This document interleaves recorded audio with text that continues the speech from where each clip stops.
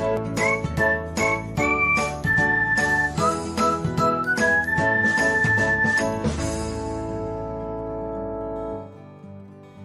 everyone, welcome back to another episode of Technologyglance.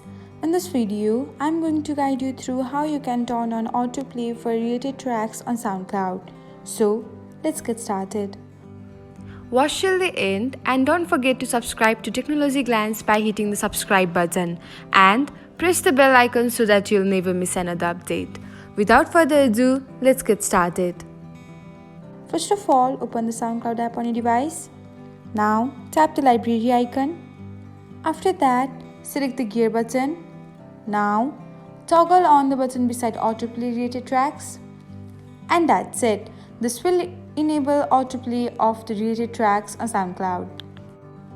Thanks for watching. If you found this guide helpful, we will love it if you hit the thumbs up button below. We upload great new tech tutorials like this one every day. So, don't forget to subscribe to our channel and hit the bell icon to get an update as soon as we post a video.